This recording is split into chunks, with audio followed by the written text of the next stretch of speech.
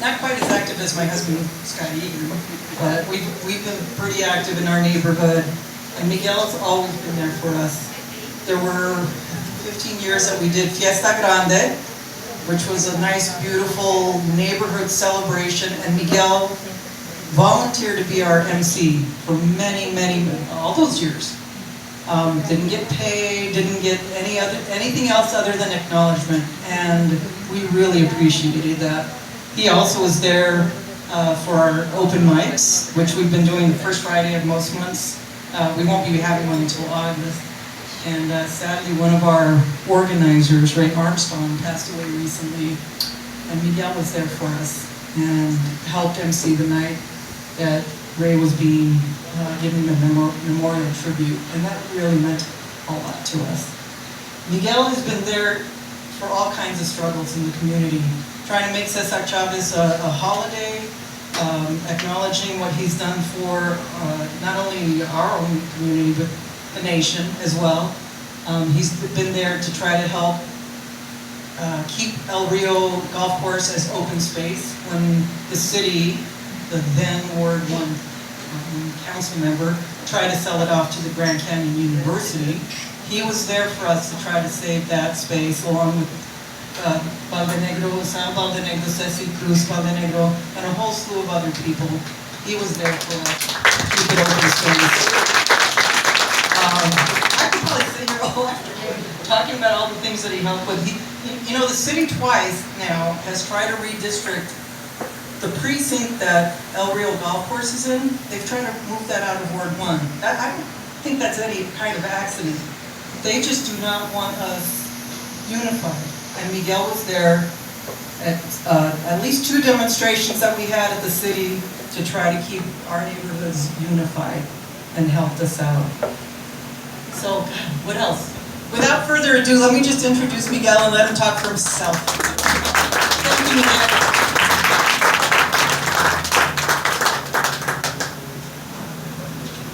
Thank you so much, guys. I'm trying to see if I can get closer to you guys. Oh yeah, I can get pretty close. It's off here. But I won't sing. I won't sing. Because I want votes. Hey, you guys. ¿Cómo están? Yeah? Is this exciting or what? Yes. It's pretty exciting, you know? Here we are in Ward 3 because we're hearing that we're getting a lot of love from the good folks on this side of the freeway, and I could not be prouder. Thank you so much. Give yourselves a hand. You know, a while ago, when my hair was blacker, when I had no hair, I was the chief of staff for the Ward 3 office, 2005 to 2010. And so this area here is very special to me. The business district, right, the neighborhood associations, tons of neighborhood association meetings, and I understand there's a lot of folks here. Pie Allen, Sam Hughes, what other neighborhoods? Rincon. Was it? Campus Farm. Campus Farm. I've always wanted to be a working cowboy on Campus Farm. I need some good coffee there, Cafe Luche as well. So yeah, so when I was the chief of staff at the Ward 3 office, that's where I cut my teeth when it came to service and working with the mayor and council. And one of the things I quickly realized, it was a humbling experience, because when the council member asked me if I wanted to be a chief of staff, I was actually working at Access Tucson. I was in community relations there for 8 years, and I want to say hi to my good friend Lamont Ward, who was there from the very beginning, when we were fighting the good fight for local democracy and cable television, bringing the power to the people there via television. You know, so when I was there at the Ward 3 office, you know, when I was asked to serve, I thought it was going to be like the movies. Okay, I was talking to my wife. I said, okay, what kind of suit am I going to get? And back then it was more like Blackberries, right? Okay, how do you do it in the movies? You know, when you're talking to the council member and you're doing all this and you're thinking about all these big policy issues and that kind of thing. And yeah, man, chief of staff, wow, that sounds really cool. it didn't take but 1 or 2 days after meeting, they would realize, okay, so all the fun, sexy stuff that they do movies about, right? This is the tip of the iceberg, about right there, right? That's all the stuff that you read about in the newspaper, and all these big, huge discussions and all kinds of stuff. The rest of it, good old-fashioned constituent services. Getting back to people, representing the people that elected you, right? Lamont and I were just having a conversation, and so this is something I really feel strongly about. People don't wake up in the morning saying, especially in Tucson, especially now, people don't wake up in the morning and say, man, today would be a great day to grab my family, get out and march in the hot sun in the street for a cause, right? We don't wake up doing that, okay? That's not what we want to do. We do that because what we really want, right, is to enjoy a barbecue or a carne asada with the people we love in peace, with respect, with our neighbors, right? We want quality of life things. We want livable wages so that we can do that, right? We want safe neighborhoods, right? We want to make sure that when we pick up that phone, that my mom, that your mom, grandmother, is going to get someone, fire or TPD, to make sure that they're safe, right? We want to make sure that when we have, a cul-de-sac, that whether someone's racing through there, right? We want to make sure that gets addressed, right? All these unsexy but important quality of life things, right? Which brings me to the theme that I want to really, focus on is just showing up. Just showing up, right? So I had a Tanque Verde forum this morning, and the Democrats put it together. I was invited to come and speak and talk about our platform and our vision for Ward 1. And guess what? I showed up. My opponent was busy, right? And so to me, what I want to really focus on is to talk about the vision of what a Ward 1 office will be when not only as your council member will I show up, but I'll show up with all of you standing right next to me, right? Because what I've been talking about, I talked to my 13-year-old about campaigns, right? And so I always make it sure that he understands that when you talk about campaigns, we always hear about the electoral campaigns, right? We always hear about, that race, that campaign, that person won, that person lost, But I always make a point when I talk to Valentin, my 13-year-old, is that there's campaigns that are electoral, but then there's also campaigns that are non-electoral, You all remember the mini door fight, right? Where if the developers had their way, right, they would build 7-story dorms in the middle of, Jefferson Park, right? That was a campaign, continues to be a campaign, right?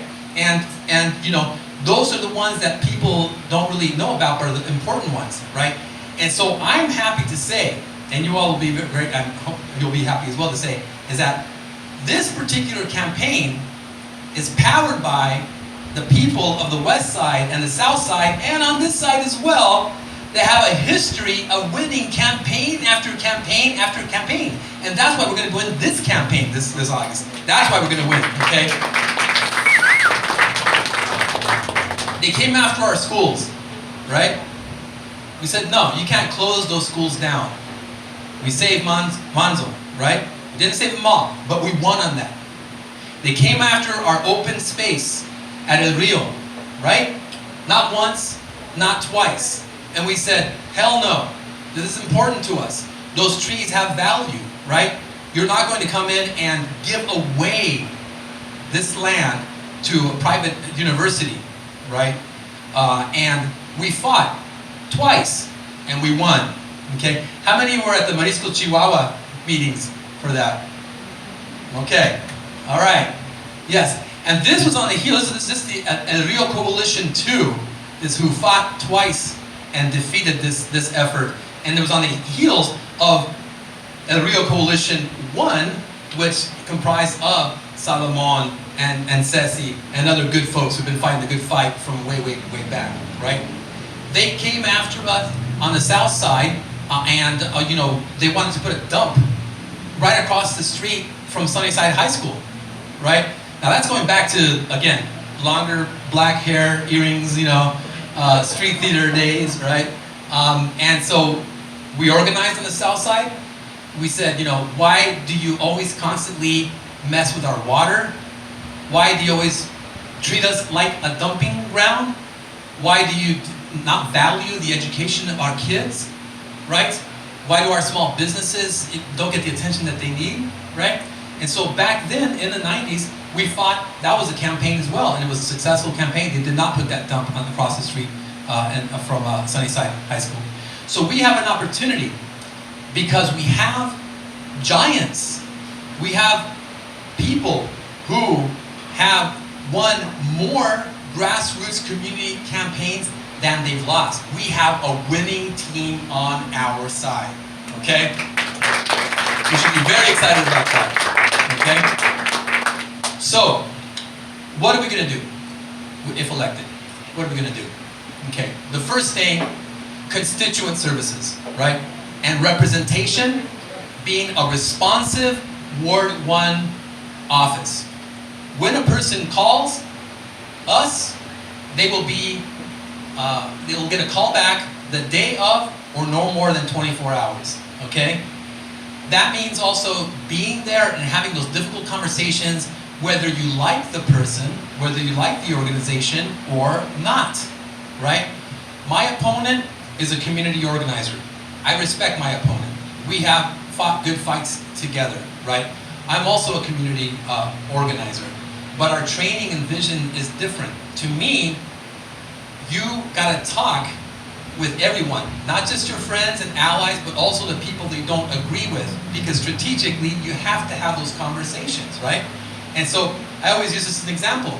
Imagine if Cesar Chavez and Dolores Huerta, right, icons in the union, the labor movement, right? Imagine if they said, all right, come on, Mexicanos, we gotta do something about the poisoning of the grapes in the water. We gotta do something about the plight of the Mexican, the immigrants, right?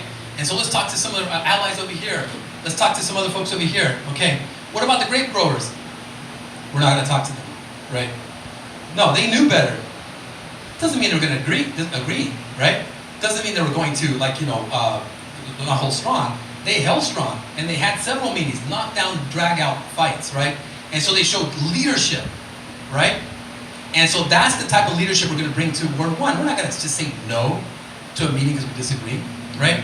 So a more responsive and inclusive and to represent the residents. So when a development idea comes, like at La Cholla and 36th, right? When the residents come to my office and they say, hey, listen, that hard-fought condition, that we fought for years ago, where we said we want to keep this open land in a particular zoning, 2 homes per lot, right? We fought really hard for that years ago, and we want you to represent us and help us, because the owner wants to rezone and cram all these homes into the lots. So what is a council member supposed to do?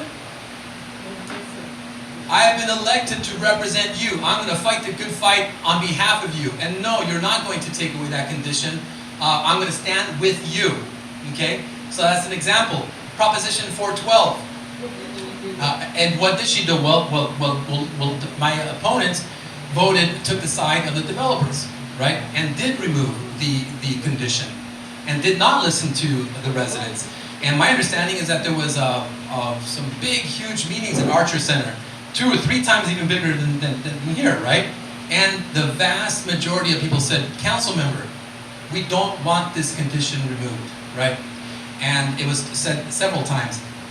Unfortunately, my opponent went ahead and sided with the developers, yeah. So thank you for that. Now, when a billion-dollar corporation comes knocking on my door and says, you know what? Franchise agreement's coming up. Right? Got an idea. Let's talk about putting programs in to fight climate change. Hey, that sounds great. Okay, so what are you gonna pay? Well, we don't want to pay anything. We don't want to pay anything. We have an idea. Tell me. How about we raise a rate, just $1 or so, and then we go ahead and have the ratepayers pay for this, for the cables to be run underground along Campbell Avenue, right? Okay, all right. So again, you're going to pay how much? No, we're not going to pay for anything, right? And so, how does that sound? Well, your elected officials just say, no, we have 3 years to negotiate a better deal. I stand with the residents, and I'm not going to do what you're telling me to do. I'm going to do what the residents want me to do, protect their interests, right? And we can get a better deal, right? We got 3 years, right? And not only that, broaden the stakeholders, right? Broaden the stakeholders. Include the neighborhood residents. Include the union leaders, right? And the business owners. And facilitate a good meeting so that we can get a better deal, okay? And so the one more thing, then I'll start to wrap it up here. I'm a union guy, all right? I'm a union guy. And one of the things that I'm really excited to do once elected is to make that very clear and not be shy about it. I'm a working man, working family, okay? I don't understand what happens when council members get elected. You know, they campaign with the unions, they get the endorsements, they talk about workers' rights and collective bargaining, and Cesar Chavez and Dolores Huerta, you know, they talk about watching Salt of the Earth, and you know, and on the waterfront, all the great movies. They say, oh, wear the pins, right? They go to all the labor meetings, even May 1st. Whoa, you know, they go to those as well, right? And then they get it on office, and they're like, city manager, yeah, so you can talk to them, and yeah, we need to work something else. Like, no. What you do is you tell the city manager, this is working families city, okay? This mayor and council should be all about unions and solidarity in the labor movement, and you have your marching orders. So when you're out there talking about your budget, when you're talking about what you want to do for city workers, keep in mind that this is a labor-friendly community. Act that way, right? Act that way, okay? So I'd be really excited to be able to do that, So what's next? Some folks, it's just really interesting. This is kind of inside baseball, right? But it has to be discussed. Recently, the state changed the election cycle, right? It used to be that our elections primaries were held at the end of August, right? It's moved up now. Election day is August 1, but everything is by mail, right? Everything is by mail, which means that folks are going to start receiving their ballots on they'll be mailed out on July 5th. So by July 8th, people are going to start to vote. What does that mean? We have 4 weeks. We have 4 weeks, okay? And so we've been knocking on doors. People are excited. They want better representation. They want a more inclusive ward office, right? They want someone that is led by a sense of service to the community, not by their narrow ideology, okay? I have my personal beliefs, right? And I cherish them, absolutely. But that's not going to stop me from being open and welcoming and talking to everyone, okay? So we have an opportunity for us to move forward, knock on doors, raise the money that's needed, and everybody that I've been talking to is ready for change in Ward 1. Okay, so now, it's my honor to present to you someone who is going to be performing to you, for you, and a good friend of mine, and this guy, okay, it makes everybody look bad, all right? It really does. It makes everybody look bad. So I met this gentleman when we were running for re-election back in 2009, I think it was. Okay. Back then, the big thing was real level, right? And so interestingly, we'd have conversations, and so I was like, hey man, I like this guy. He's like was it Rodden said? He was with the other party, right? It's like, but he's talking about transparency. He's talking about holding the bureaucrats accountable, right? He's talking about respecting working families, right? And making sure that they're honored, right? And addressed, and their interests are protected. So I'm like, okay, right? So, so I have worked with Steve Kozaczek for several years. We've been talking on the phone. He gets up in the morning before the sun. Since I know, I'm obsessed with it. He gets up in the morning before the sun rises and jogs the city. Come on, Steve. Come on. Stop already, right? And then he also performs, over here as well. It's amazing. And he's been on the right side of issues, okay, for years. And so to me, when Rod came with the idea to come over here on this side of the freeway, right, to have this fundraiser and look at the beautiful turnout, right? We talked about it and said, yeah. So we'll bring Steve on. We'll invite Steve on. It's like, hell yeah.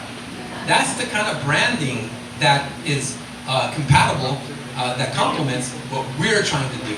Okay, Steve's commitment to transparency, Steve's dogged commitment to constituent services, Steve's constant questioning of the bureaucracy and making sure they do right by residents, right? Steve's courageous and fearless representation of mayor and council is nothing short of inspiring, right? And so, right? Amen, right? So I would have to tell you guys, right? Because a lot of the Ward 1 residents, they call, when they don't get a response, they call Steve's office, right? So I have to tell you guys, imagine me sitting there and along with Steve, right? And the next time the city manager tries to, not say that we're a labor movement, town, right? That we're not a union-friendly city. The next time the city manager tries to push another TEP 412 issue, right? Next time the mayor and council tries to do another sweetheart development, right? I'll be right there with Steve to say, hey, wait a second. No, we're gonna talk about this. We're gonna do right by the residents. So it gives me great pleasure and honor to introduce to you my friend, your champion, Councilmember Steve Kozaczek.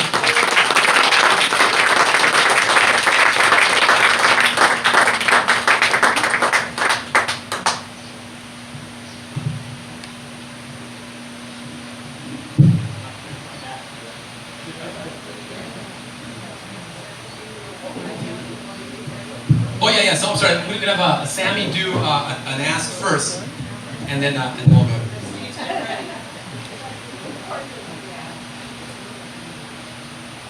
Alright guys, I'm gonna be quick here. Quick little story. Good afternoon, how's it going? Well, you know what? I don't want to be the tough act there by Steve because I can't compete with him obviously. He goes the distance, as you know, literally and figuratively. Quick story about Miguel and I'll get to the ask. So 4 years ago, I had the privilege of running against this guy. And he whooped me. I was surprised I got off the ground, beaten by more than 500 votes.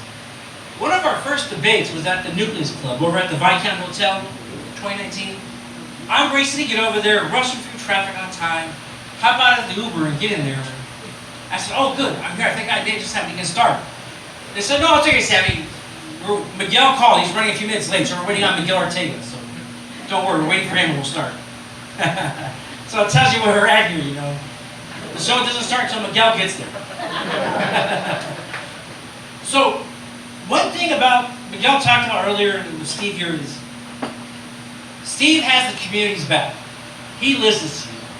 He takes the slings and the arrows, but he fights like hell for you.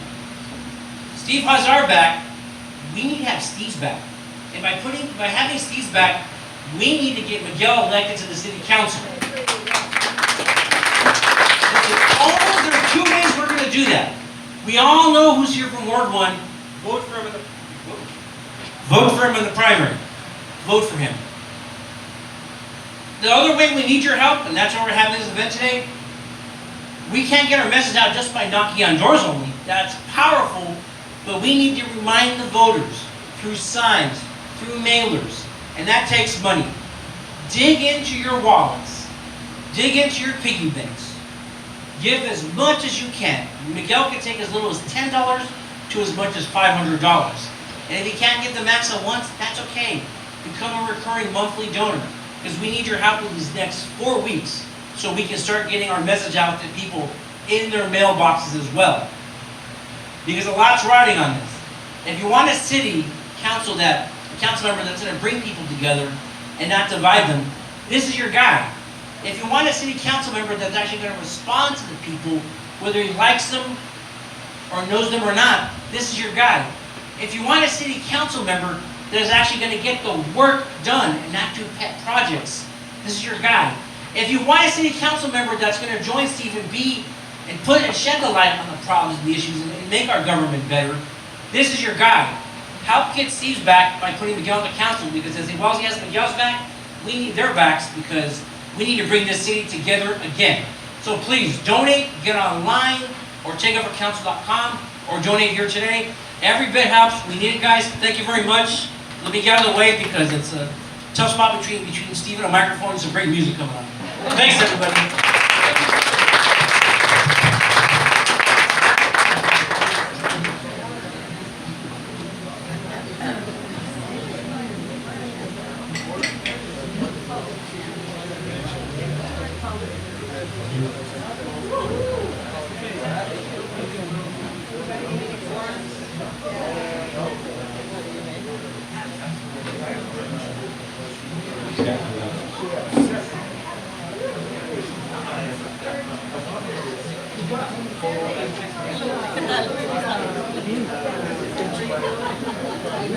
Really good.